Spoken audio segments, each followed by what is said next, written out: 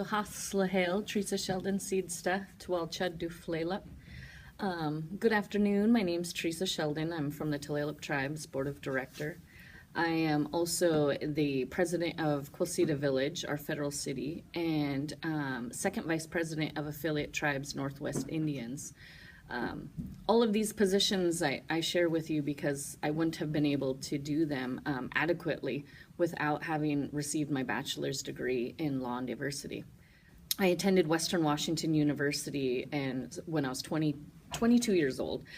And I was sitting in college, and that was the first time where I was able to reflect on myself as a Native American and realized nothing I had learned in school was about me as a Native student. I remember dropping out in 10th grade high school, and at that point, high school was completely irrelevant to my life, and curriculum was irrelevant to me as a Native person who grew up on the reservation and was struggling with just poverty, was struggling with life. And I thought sovereignty meant self-rule, and self-rule meant no one had rules over me.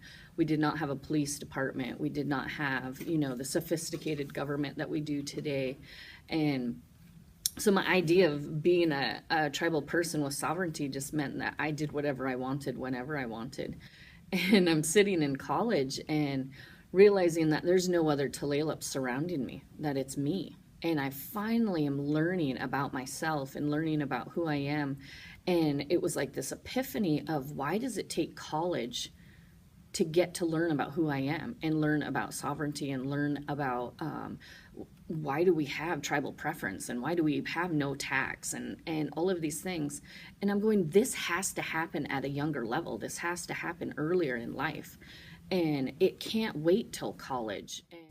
So I got upset at my tribal government and I said, how have you not educated me as a tribal member on my own laws and my own rights and my own everything? And we confuse ourselves saying, oh, we have one foot in this world, one foot in that world. And no, we're absolutely bound by federal law and case laws and treaty rights and our spiritualness and our religions and our teachings, that we are two components of ourselves. And if we don't know both of them, we absolutely do not understand ourselves as natives.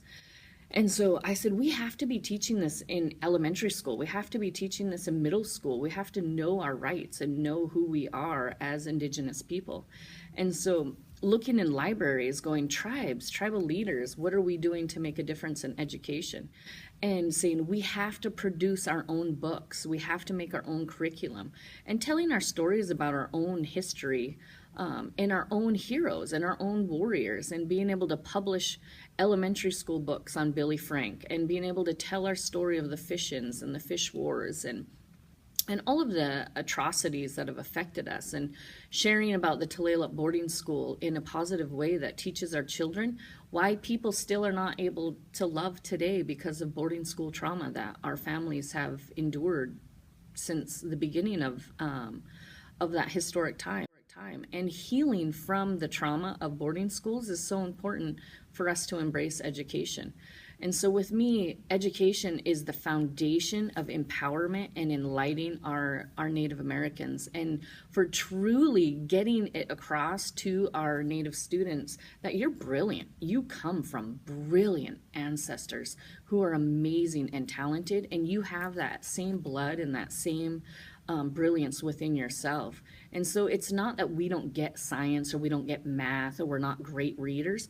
It's the application of the education that's being given to us that we don't understand.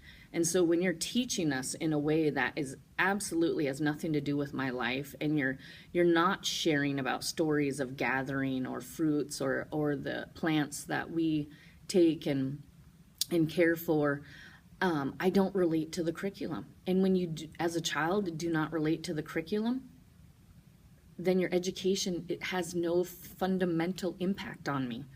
And so tribes having the power to fundamentally change education and implement their own curriculum, and is so important. We look at education as state standards, federal standards. Well, where's the tribal standards? So my kindergartens should know what's their goal. And so as a kindergartner, you should be able to recite your language from 1 to 10 in your language and the ABCs in your language, So tribes have to embrace and take on the role and say, I'm going to set this standard. We are going to say our children should have this kind of intelligence with our teachings at this age. In second grade, you should be able to tell a full story in the language. By third grade, you should be able to, setting your own tribal goals in education is so important. We can't just leave it to the state and local government to decide what our children should know. And if the state and local government are not going to create the appropriate curriculum, then we have to do it. And that's absolutely our role as tribal governments, is educating our own children on the brilliance of who they are and understanding who they are as Indigenous people.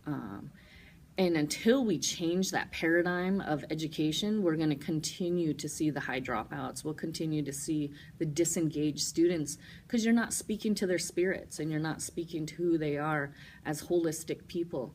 And you're just doing tests and you're just doing standardized education. And so let's not leave it up to them getting to college, because we know the percentage of our natives getting to college are so low. Let's get them when they're in first grade, second grade, third grade. And third grade is not too young to be teaching about sovereignty. It's absolutely appropriate. So our children get it and they need it. And let's focus on empowering them with educating them in their history. So they don't have to grow up angry, and they don't have to grow up not understanding who they are and thinking sovereignty means this thing or that thing and not realizing what it actually means, but empowering them with our own history. And so that's what I really hope and pray that we're able to do in education, and know that they absolutely, we as governments, have this ability to do this for our children, and we should be doing it.